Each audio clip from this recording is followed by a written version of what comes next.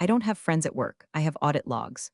Friends lie to you about your haircut. Audit logs tell you exactly who was in the building at 3:04 a.m. and why they tried to export 4 terabytes of data to a server in a non-extradition country. That's my love language. I'm Teresa, the Senior Cyber Compliance Officer for Foresight Analytics. If that title sounds boring to you, congratulations, you have a healthy social life. The people who matter, the Department of Defense, the NSA, and the grim-faced auditors who decide if this company lives or dies, I am the Gandalf of You Shall Not Pass. I've spent 20 years in federal contracting, and I've learned one universal truth. The biggest threat to national security isn't a hacker in a hoodie in a basement in St. Petersburg. It's a C-suite executive who thinks password 123 is easy to remember. It was a Tuesday, the kind of Tuesday that feels like it's been dipped in gray paint and left to dry. I was 3 hours into a level 5 log review. Most people think cybersecurity is like the movies, green code cascading down a screen, techno music pumping. In reality, it's me, a lukewarm cup of Earl Grey, and a spreadsheet that spans 3 monitors. I was looking for anomalies in the compartmentalization protocols. Foresight Analytics handles operational forecasting for the military. We predict supply chain failures for tanks, we model troop movements based on weather patterns, and we house data that, if leaked, gets people killed. That's not hyperbole. That's the job. I was scrolling through the access requests for server node 7, an air-gapped beast that houses the if World War Roman III starts, read this datasets when I saw it. A jagged little line in the smooth hum of the data stream. Someone had pinged the gateway. Now, before I tell you what I found, I have to ask, do you guys like reading about corporate hubris getting smacked down by federal law? Because I live for it. If you enjoy listening entitled executives walk into a woodchipper of their own making, hit subscribe and maybe drop a like. It motivates the team, and honestly, it's cheaper than therapy for me. Okay, back to the crime scene. The ping came from an internal development account, devadmin04, that in itself was a red flag the size of a communist parade. We don't use generic admin accounts. Everything at Foresight is biometrically linked to a specific human being with a specific clearance level. devadmin04 was a ghost key, a relic from the system setup phase that should have been incinerated 5 years ago. Seeing it active was like coming home to find a stranger wearing your pajamas and eating your cereal. I didn't panic. Panic is for people who don't have tenure. I picked up the phone, a heavy encrypted VO IP line that looks like it belongs in a submarine, and dialed the IT director, Rick. Rick is a good guy, but he has the backbone of a chocolate eclair when management walks in. Rick, I said, skipping the pleasantries. Why is DevAdmin 4 active? And why is it trying to handshake with the air-gapped drive? Silence on the other end. Not that I'm looking into it silence. That I am currently soiling my ergonomic chair silence. Teresa, Rick's voice was a whisper. I didn't do it. The ticket came from upstairs. Like penthouse upstairs. Rick, I said, my voice dropping an octave into what my ex-husband used to call the Teresa tone. I don't care if the ticket came from the ghost of George Washington. That account is not cleared for TS/PSI data. Who is using it? He hesitated. It's Noah. I closed my eyes and pinched the bridge of my nose hard enough to leave a mark. Noah, the CEO's 27-year-old son, the chief innovation strategist. A kid whose resume consists of 2 failed crypto startups and a bachelor's degree in entrepreneurial spirit from a university that sounds like a salad dressing brand. Noah had been prowling around the office for months, talking about disrupting the paradigm and leveraging AI synergies. I mostly ignored him, the way you ignore a fly buzzing against a window pane. But now the fly had a sledgehammer. Noah doesn't have clearance, Rick, I said, typing furiously on my secondary keyboard to lock down the perimeter. Noah can barely clear his browser history. Why does he have a root access key? His dad, Rick said, sounding miserable. CEO walked in here yesterday. He said Noah needs unfettered access to build his pitch deck for the Pentagon meeting. He said the security protocols were stifling his creativity. He ordered me to reactivate the ghost key. I felt a cold prickle at the base of my neck. It wasn't fear of Noah. It was the realization of the blast radius. Rick, listen to me very carefully. Did you log that order? I wrote it on a sticky note. Jesus Christ, Rick. I hung up. I stared at my screens. The devadmin04 account was still probing the firewall, like a drunk teenager trying to pick a lock. This wasn't just a policy violation. This was a violation of the International Traffic in Arms Regulations ITAR. This was a breach of our contract with the NSA.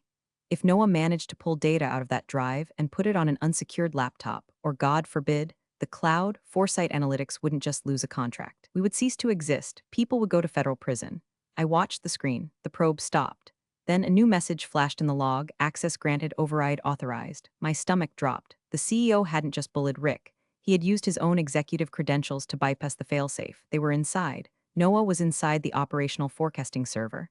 I didn't storm into the CEO's office. I didn't scream. I didn't run down the hallway waving a handbook. That's amateur hour. Instead, I opened a secure terminal that runs on a completely separate network from the corporate LAN. I inserted my personal smart card and typed in a 64-character encryption key. I began to type a report, not to HR, not to the board, but to the Compliance Anomaly Intake Server at the National Security Agency. Title: Unauthorized Access to Compartmented Dataset Priority 1. I was about to light a match and I was sitting on a mountain of dynamite, but I wasn't the one who poured the gasoline. That was Noah. I was just the one holding the rulebook. And in my world, the rulebook hits harder than a brick.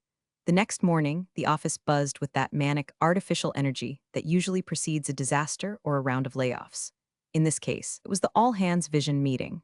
The email invite had come with a gif of a rocket ship taking off. I hate gifs in work emails. They are the digital equivalent of a nervous laugh. We gathered in the main atrium, a glass and steel cathedral dedicated to the worship of government contracts. The CEO, Marcus, stood on a raised platform, wearing a suit that cost more than my first car. He looked like a silver-haired hawk who had just eaten a particularly satisfying field mouse. Standing next to him was Noah. Noah looked like he had been generated by an AI prompted with arrogant tech bro who thinks he's Steve Jobs but is actually just a liability. He was wearing Common Project sneakers, skinny jeans, and a t-shirt that said Disrupt. He was holding a tablet like it was the Ten Commandments.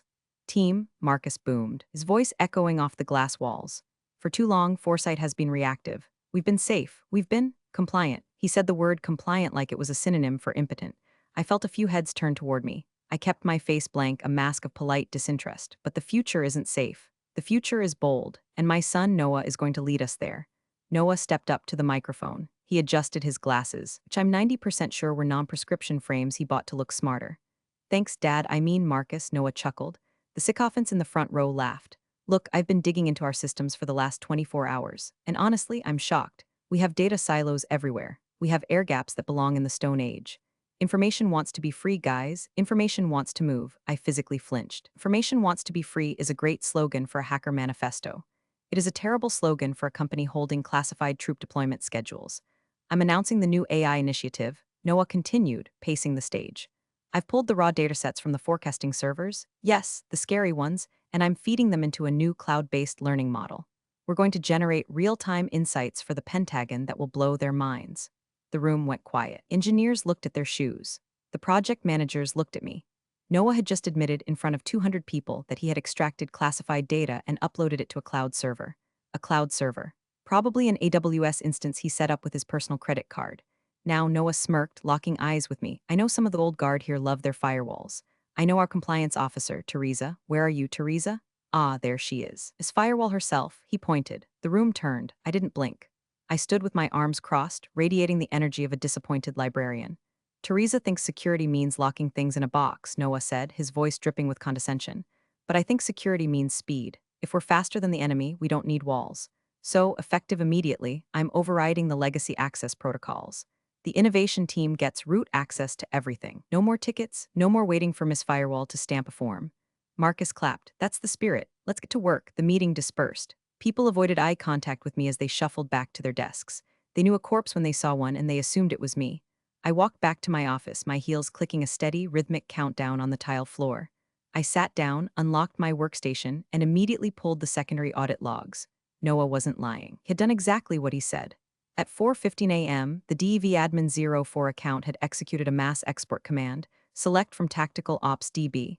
He had pulled the raw binary files. Then, the logs showed an upload stream to an external IP address. I traced the IP. It wasn't a secure government cloud. It wasn't even a corporate VPN.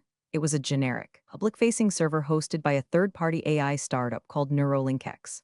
My hands shook slightly, not from fear, but from the sheer magnitude of the stupidity. He had uploaded top-secret/sensitive compartmented information, TS/SCI, to a startup that probably had a password of admin and a security team consisting of one guy named Chad. I took a screenshot. I exported the packet capture. I saved the video file of the all-hands meeting from the internal server. Then, I opened my secure channel to the NSA again. My contact, there's a man named Director Vance. We've never met for coffee, but we have a very intimate relationship based on the mutual understanding that people are idiots. I typed, update to previous report. Subject has admitted to data exfiltration in public forum. Data is now hosted on unsecured third-party public cloud. Video evidence attached. I hit enter. The screen blinked, report received. Monitoring initiated. Do not intervene, do not intervene. That was the hardest part. Noah was running around the office high-fiving people, thinking he was Elon Musk. He had no idea that a digital sniper scope was currently centering on his forehead. I had to sit there and let him brag. I had to let the poison spread just enough so that when the antidote arrived, it would kill the patient. I took a sip of my cold tea. It tasted like battery acid. I loved it. 2 hours later, my desk phone rang. It was the internal extension for human resources. The caller ID said Linda, VP of People. Linda was the kind of HR executive who decorated her office with live, laugh, love signs, but would fire a pregnant woman for taking too many bathroom breaks. Teresa, her voice was sugary sweet, the auditory equivalent of high fructose corn syrup. You pop down to my office for a quick sec? Bring your badge, the universal code for your dead. I knew this was coming. In fact, I had been counting the minutes. I picked up my purse. I didn't pack a box. I didn't take my stapler. I wanted my desk to look exactly as it was, a crime scene of interrupted work. I walked down the hallway, past the rows of developers who were now frantically trying to integrate Noah's new AI into their stable code. They looked stressed. They knew something was wrong, but they had mortgages to pay. I entered Linda's office.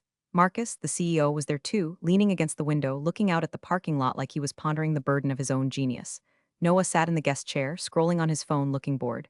Have a seat, Teresa, Linda said, gesturing to the empty chair. I sat. I kept my posture perfect.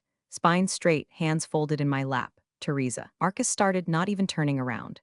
We've been discussing the company's culture, the direction we're heading, and I asked. He turned, then his eyes cold. And we feel that you are no longer a cultural fit. Your behavior at the meeting today, the rolling of the eyes, the negative body language, it was noted by everyone. It undermines leadership. I didn't say a word at the meeting, Marcus, I said calmly. That's the problem, Noah piped up, dropping his phone onto the desk. You're always looming. You're like a dark cloud, Teresa. I'm trying to innovate and you're just there, radiating no, it's bad vibes, we need a yes culture. I looked at Noah. Noah, you uploaded classified military data to a public server. That's not a vibe, that's a felony. Marcus slammed his hand on the desk. Enough, this is exactly what I'm talking about. You are obsessed with obstacles. Noah is a visionary. You are a relic. You're paranoid, Teresa. Maybe if you spent less time policing my son and more time understanding his vision, you'd see that. So, I'm being fired for upholding the compliance standards outlined in our federal contract? I asked, wanting him to say it. I needed the words. You're being let go for insubordination and creating a hostile work environment, Linda interjected smoothly, sliding a piece of paper across the desk. This is a separation agreement. We're offering you 2 weeks severance if you sign a non-disparagement clause. I looked at the paper. It was a joke. 2 weeks for 20 years of keeping their asses out of jail. I won't be signing that, I said. Marcus laughed. Suit yourself. You leave with nothing then? Hand over your badge. I stood up. I reached into my purse and pulled out my ID card, the hard plastic rectangle that had given me access to the most secure rooms in the country. I placed it gently on Linda's desk. You're making a mistake, Marcus, I said. It wasn't a threat. It was a statement of fact, like saying it's raining. The only mistake I made was not firing you sooner, he sneered. Get out. Security will escort you to your car. The walk to the lobby was long. A security guard named Dave, who I had bought donuts for every Friday for 10 years, walked behind me, looking at his feet. He was ashamed. I wasn't. When the glass doors slid shut behind me, the humid Virginia air hit my face. I walked to my sedan, unlocked the door, and sat in the driver's seat. The silence was absolute. I pulled out my personal phone. I had one unread message on the secure app received 3 minutes ago. It was from Director Vance. Status, terminated. I typed back, yes, badge surrendered, access revoked. The reply came instantly. Acknowledged, you are now a protected witness. Go home. Stay off the grid. We are moving assets into position. I started the car. As I pulled out of the parking lot, I looked up at the 4th floor. I could see Noah in the window of the corner office, my old office, or maybe Marcus's, it didn't matter. He was gesturing wildly, probably explaining to someone how he was going to revolutionize warfare with an algorithm he didn't understand. He thought he had won. He thought he had cut out the cancer. He didn't realize that I wasn't the cancer. I was the immune system, and he had just suppressed the only thing keeping the infection from killing the host. I drove home, put on some classical music, and waited for the world to end. My house is quiet. It's a purposeful quiet. No TV blaring, no kids screaming. My daughter is in grad school in Boston, studying something safe like art history. I like it this way. That afternoon, I sat in my kitchen, watching the steam rise from a fresh cup of tea. It was 2 p.m. I should have been in a budget meeting. Instead, I was unemployed, but not really. At 2:15 p.m., my personal laptop, a secured ThinkPad that never connects to public Wi-Fi, pinged. It wasn't an email. It was a direct video link request. The encryption protocol was heavy. It took the system 30 seconds just to handshake. The screen flickered to life. Director Vance was sitting in a room that looked like the inside of a bunker. He was a man who looked like he had been carved out of gray granite. He didn't smile. He didn't do small talk. Miss Langley, he said. His voice sounded like gravel crunching under tires. Director, I nodded. We have full mirroring on Foresight servers, Vance said. We tapped the line the moment you sent the first anomaly report. We've been watching your boy Noah for 6 hours. He's not my boy. I corrected. He's a threat vector, Vance agreed. He's currently trying to integrate the tactical database with a chat GPT API key. He thinks he's building a warbot. He's actually feeding classified troop locations into a public language model. I closed my eyes. It was worse than I thought. You need to shut it down, Director. If that data propagates, we have containment, Vance cut in. We've sandboxed his connection. He thinks he's on the open web. He's in a simulation loop we control. He's feeding data to us, not the public, but he doesn't know that. I let out a breath I didn't know I was holding. Okay, so what now? Now we let him hang himself, Vance said. Tomorrow is the board meeting, correct? The one where they pitch this innovation to the Pentagon liaisons? Yes, noon. They're expecting General Holloway. Good, General Holloway is coming, and so am I. Vance leaned forward. Technically, Miss Langley, you are a civilian. But as of this moment, I am activating you under Title 50 authority as a specialized consultant. You are reinstated, not by Foresight, but by the United States government. What do you need me to do? Nothing, Vance said. That's the hardest part for people like you, Teresa. You want to fix it. You want to patch the hole. I need you to let the hole rot. I need you to come to the building tomorrow at 11:45 a.m. Park across the street. Wait for my signal. They took my badge, I reminded him. You won't need a badge where you're going, Vance said. We're going to clean house, Teresa, and I want you there to witness the audit. The screen went black. I sat there for a long time. The house was still quiet, but the air felt different, charged. I thought about Marcus. I thought about his smug face when he fired me. He had called me paranoid. He had called me a relic. He had no idea that while he was playing checkers with his son's career, the NSA was playing 4D chess with his life. I spent the rest of the evening doing laundry. There is something deeply satisfying about folding clothes while you know that a federal strike team is assembling to destroy your enemies. I ironed a blouse for tomorrow. A nice one. Silk, deep navy blue, a power color.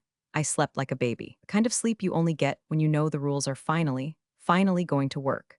The next morning, I parked my sedan in the overflow lot across the street from Foresight Analytics. It was 11:30 a.m. I had my tablet propped up on the passenger seat. Vance hadn't been joking about the access. He had sent me a link to a compliance view, a live feed from the security cameras inside the executive boardroom. Looked like a wedding reception for a particularly tacky couple. There were catered platters of expensive pastries. There was a dedicated barista station. The table, usually bare mahogany, was draped in a tablecloth that looked like silk. Marcus was pacing, checking his watch. He looked nervous but excited. He was rehearsing his opening lines to an empty chair. General, what we have here is a paradigm shift? No, a quantum leap in defense analytics. Noah was there too. He was wearing a hoodie under a blazer, a look that says I'm too rich to care about dress codes.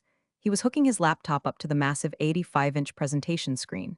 Dad, the latency is practically zero, Noah said, his voice tinny through the surveillance mic. The bot is responding instantly. I asked it to predict a supply chain disruption in the South China Sea, and it gave me a scenario in 3 seconds. Do you know how long Teresa's team took to model that? Weeks. Teresa is the past, Marcus said, straightening his tie. You are the future, son. Today we secure the contract that buys us the island. The island? Noah laughed. I'm looking at property in the Caribbean, a tax haven. Once the Pentagon signs this deal, our stock is going to triple. I watched them from my car, sipping lukewarm coffee. It was fascinating. They were talking about tax havens while committing espionage. It was like watching someone plan a vacation while they were actively robbing a bank. The feed switched views. I could see the lobby. General Holloway walked in. He was a terrifying man in full dress greens, chest heavy with ribbons. Flanking him were 2 aides carrying briefcases, but behind them was the real show. 2 black SUVs pulled up to the curb, blocking the CEO-only parking spots. 4 men got out. They weren't wearing uniforms. They were wearing ill-fitting Navy suits that screamed federal agent. Director Vance was in the lead. He walked into the lobby. The receptionist, a sweet girl named Sarah, looked up and smiled. Can I help you, sir? Vance didn't stop. He flashed a badge that I couldn't see clearly on the camera, but I saw Sarah's face go pale. She didn't reach for the phone. She just backed away from the desk. Vance and his team moved toward the elevators. They moved with a fluid, predatory grace. They didn't look at the art on the walls. They didn't look at the awards in the display case. They were sharks swimming through a coral reef. Back in the boardroom, Noah was high-fiving Marcus. It's showtime, Dad. Let's get this bread. Get this bread, I whispered to myself in the car. God, I hate him. My phone buzzed. It was Vance. Text, move in, lobby is secure, come up. I stepped out of the car. The sun was shining. Birds were singing. It was a beautiful day for an execution. I walked across the street, my heels clicking on the asphalt. I didn't rush. I wanted to savor the anticipation. I entered the lobby. Sarah was standing by the desk, looking terrified. When she saw me, her eyes widened. Teresa, she whispered, I thought you were fired. Who are those men? They locked the elevators. It's okay, Sarah, I said, my voice calm. They're with me. Can you override the elevator lock for me? I don't think I should. Sarah, I said gently. Do you trust me? She looked at the men in the suit standing by the elevator bank. One of them had stayed behind to secure the exit. She looked at me. Yes, she swiped her MasterCard. The elevator doors opened. Thank you, I said. You might want to take an early lunch. Go to that place across town. Take your time. I stepped into the elevator and pressed the button for the top floor. The ride up was silent. I watched the numbers tick up. 1, 2, 3, 4. The doors opened. The hallway was empty. The sound of voices drifted from the open doors of the boardroom. And here, Noah's voice boomed, is the interface. I walked down the hall. I stood just outside the door frame in the shadows. I wanted to hear the pitch. I wanted to hear the lie before the truth kicked the door down. Gentlemen, Noah was saying, gesturing to the screen where a sleek, dark mode dashboard was displayed. What you're seeing is the Foresight AI Nexus. Doesn't just read data, it understands it. It scrapes every secure database we have, logistics, personnel, satellite telemetry, and synthesizes it into actionable intelligence. General Holloway sat at the head of the table, his face unreadable. He wasn't looking at the screen. He was looking at Noah with the expression one might reserve for a toddler playing with a loaded gun. For example, Noah continued, typing on his keyboard. If I ask it for the vulnerability assessment of the Eastern Grid, boom, there it is. A map populated on the screen. Red dots appeared over power stations. Impressive, one of the general's aides said, though his tone was flat. And this is running on your internal secure servers? Better, Noah grinned. It's running on a distributed hybrid cloud. Maximum speed, infinite scalability. Hybrid cloud, the general repeated. Meaning, connected to the internet? Yes, Noah beamed. That's the beauty of it. We've broken the silo. Suddenly, the screen flickered. The map of the Eastern Grid froze, then it pixelated. Then a giant red box appeared in the center of the screen. Connection terminated. Remote host unreachable. Noah tapped the keys. 1 sec, Wi-Fi glitch. The building internet has been spotty lately. He tried to refresh. Nothing. That's weird, Marcus said, stepping in to cover the awkward silence. Technical gremlins. The curse of the live demo. Right, General? General Holloway didn't laugh. He slowly closed the folder in front of him. At that moment, every phone in the room buzzed simultaneously. Not a ringtone, a harsh emergency alert tone. Then silence. The signal bars on everyone's phones dropped to 0. What is going on? Marcus asked, pulling out his phone. I have no service. The VPN is down, Noah said, panic creeping into his voice. The whole network just vanished. I can't even ping the router. That a voice came from the doorway is because we cut the hard line. The room froze. Director Vance stepped into the light. He wasn't smiling. He was holding a folio in one hand and his badge in the other. He tossed the badge onto the mahogany table. It slid across the silk tablecloth and stopped directly in front of Marcus.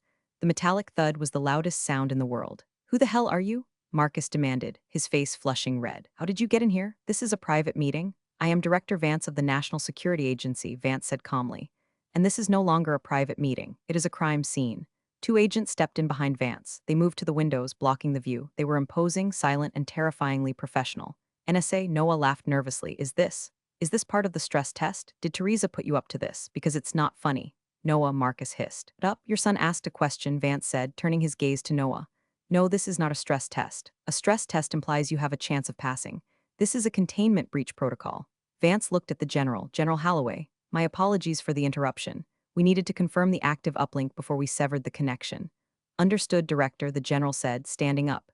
Did he really put the grid data on a public server? He did, Vance confirmed. God, Holloway muttered. He looked at Marcus with pure disgust. You people are insane. Now wait a minute, Marcus sputtered. We are a trusted partner. We have protocols. You had protocols, Vance corrected. And then you fired the person who enforced them. Vance turned toward the door. Miss Langley? I stepped into the room. The look on Marcus's face was worth every unpaid overtime hour I had ever worked. His jaw literally dropped. His eyes darted from me to Vance and back. Teresa, he whispered. Hello, Marcus, I said. I didn't raise my voice. I didn't smirk. I just stood there wearing my navy blue blouse, looking like the personification of I told you so. She's the one who sabotaged the network, Noah shouted, pointing a shaking finger at me. She's bitter, she hacked us. Sit down, son, one of the agents barked. It wasn't a request, Noah sat. Miss Langley didn't hack you, Vance said. Opening the folio, she reported you, as she was legally required to do. And because she did, we were able to intercept your little innovation before it reached the Chinese servers that were actively scraping your secure cloud. Chinese servers? Noah squeaked. You used a third-party host, Noah, I said, walking to the table. Did you read their terms of service? Or did you just click agree? Because their servers are mirrored in Shanghai. You just handed the entire operational forecast to a foreign intelligence agency. But it was encrypted, Noah whispered. With what? I asked. A standard 256-bit key? They have quantum decryptors, Noah. It would have taken them about 4 minutes to crack it. Luckily, Vance interjected. Miss Langley alerted us yesterday. We redirected your DNS. Your data never went to Shanghai. It went to a dummy server in Utah. We caught it all. The silence in the room was heavy. It was the silence of a grave. Marcus slumped into his chair. The fight was draining out of him, replaced by the dawning realization of liability. Okay, he said, his voice trembling. Okay, so no harm done, right? We caught it. A mistake was made. We can fix this. We'll wipe the servers. We'll fire Noah. Hey, Noah yelped. It's too late for that, Marcus, Vance said. He pulled a remote from his pocket and pointed it at the screen. The frozen map disappeared, replaced by the security footage from the previous day. It was the all-hands meeting. We watched Noah on the big screen, strutting around the stage. Audio Noah, if we're faster than the enemy, we don't need walls. So effective immediately, I'm overriding the legacy access protocols. Vance paused the video. Admitting to intent, he noted. He clicked next. A log file appeared. It showed the CEO's credentials authorizing the override. And here, Vance said, looking at Marcus, is the facilitator. You used your executive privilege to bypass a federal safety stop. That makes you an accessory to the distribution of classified material. I didn't know what he was going to do with it, Marcus pleaded. I'm not a tech guy. I just wanted to empower my team. Ignorance is not a defense when you sign a contract stating you understand the penalties of negligence, General Holloway said. He sounded tired. Marcus, do you know what the penalty is for mishandling TS/PSI data? We can pay a fine, Marcus said quickly. Foresight has insurance. We can settle this. I couldn't help it. I laughed. It was a short, sharp sound. This isn't a parking ticket, Marcus, I said. You don't pay a fine. You go to Leavenworth. Teresa, please. Marcus looked at me, his eyes wet. You know me. We built this company. Help me explain this to them. Tell them it was just an error in judgment. I looked at him. I remembered the way he looked at the parking lot while Linda fired me. I remembered him calling me a relic. I did tell them, I said softly. I told them in my first report. I told them in my second report. And I tried to tell you in this very room yesterday. You told me I was creating a hostile work environment. You fired the whistleblower, Vance stated. Which, by the way, is another federal crime. Whistleblower Protection Act. You added a felony to your treason. Treason? Noah whispered. Wait, treason is? That's for spies. I'm an entrepreneur. You're a leak, Vance said, and we plug leaks. Vance turned to the general. We have enough for the immediate suspension of the contract. The DOJ creates the indictment from here. Indictment? Marcus stood up. Now hold on. You can't just walk in here and sit down. The agent by the window moved. He didn't draw a weapon, but the way he shifted his weight made it clear that violence was an option he was comfortable with. Marcus sat. Here's what happens next, Vance said, pacing the room. Foresight Analytics is now under federal receivership. All assets are frozen. All servers are seized. The building is currently being swept, but the board, Marcus stammered, the investors, the board is being notified as we speak, Vance said. I imagine your stock price is currently doing a very convincing impression of a stone dropped in a well. I looked at Noah. He was crying, not a stoic, single tear. He was sobbing into his hands. I just wanted to make a bot, he blubbered. I just wanted to make a cool bot. It was pathetic. It was tragic. And it was entirely avoidable if they had just listened to the woman with the tea and the spreadsheet. Miss Langley, Vance turned to me. Do you have the audit trail for the physical backups? Yes, Director, I said. I secured the hard drives in the Level 4 safe before I was escorted out yesterday. Noah didn't know the combination, so he couldn't corrupt the originals. Good, Vance nodded. That saves us a week of forensics. He looked at Marcus. You fired the only competent person in this building. If she hadn't secured those backups, you wouldn't just be going to prison. You'd be going to a black site because we wouldn't be able to prove you didn't sell the data. Marcus looked at me. There was no arrogance left, just fear and regret. Teresa, he whispered. I didn't answer. I just checked my watch. 12:15 p.m., lunchtime. The door to the boardroom burst open again. This time, it wasn't federal agents. It was the chairman of the board, Mr. Henderson. He was a man in his 70s who smelled like old money and cigars. He looked like he was having a cardiac event.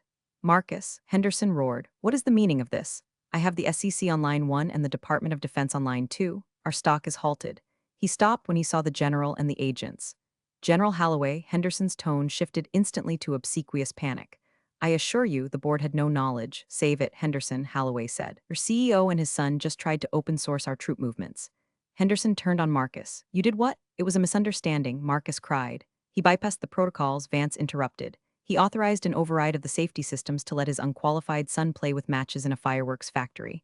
Henderson looked at Noah, who was still sniffling. Then he looked at Marcus. You're fired, Henderson said, for cause, effective immediately. No severance. No stock options. We are clawing back everything. You can't do that, Marcus shouted. I just did. And frankly, if these gentlemen don't arrest you, I might kill you myself for what you've done to my portfolio. Henderson looked around the room frantic. How do we fix this, General, please? Foresight employs 2,000 people. If you cancel the contract, we fold. The contract is suspended, Holloway said.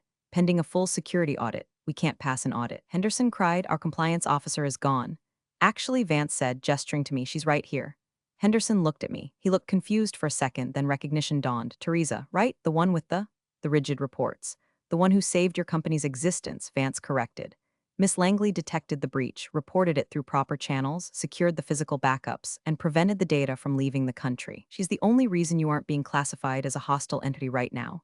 Henderson looked at me like I was the second coming of Christ. Teresa, I didn't know. You didn't ask, I said. We need you back, Henderson said, stepping over Noah's legs to get to me. Name your price, double salary, triple, stock, whatever you want.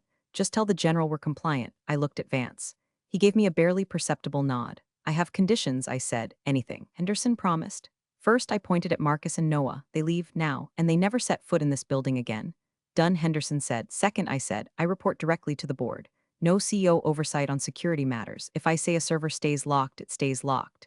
If the Pope wants access and I say no, the answer is no. Agreed, Henderson said. You have absolute autonomy.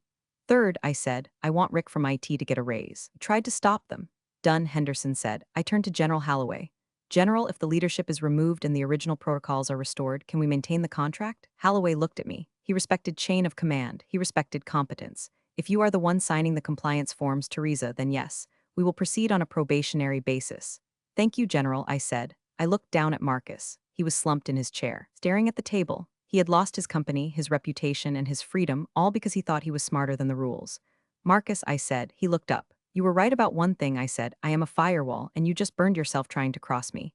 Gentleman, Vance said to his agents, please escort the suspects to the vehicles. Suspects? Noah squeaked as an agent hauled him out of the chair. Am I being arrested? You're being detained for questioning regarding violations of the Espionage Act, the agent said. Hands behind your back. Noah started crying again. Dad, do something? Marcus stood up. He looked old. The silver hawk was gone. He was just a tired man in an expensive suit that didn't fit anymore. He looked at Henderson, but Henderson turned his back. He looked at the general, but the general was reading a file. He looked at me. I'm sorry, Marcus said. I know, I said. It's not in the log.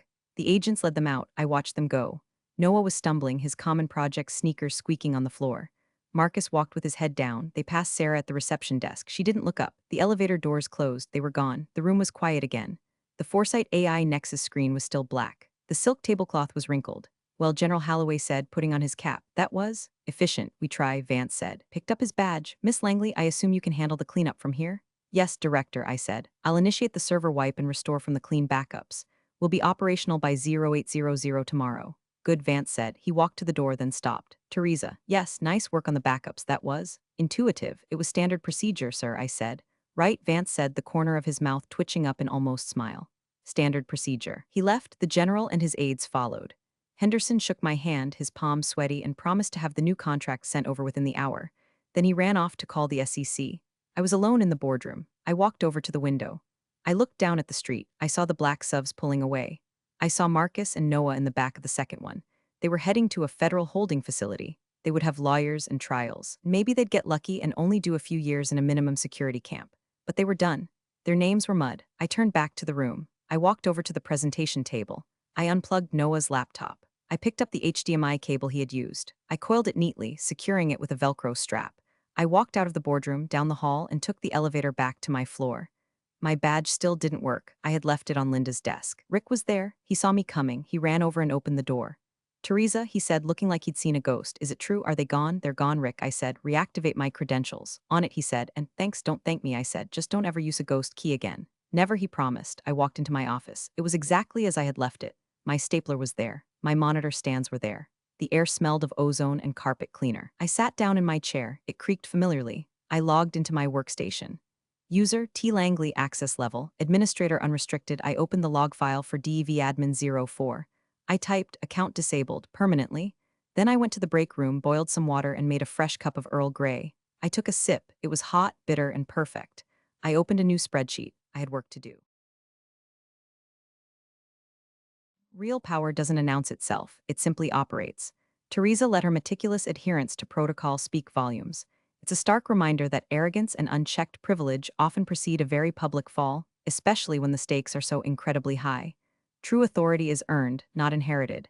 Appreciate you all for sticking through this one. See you in the next story.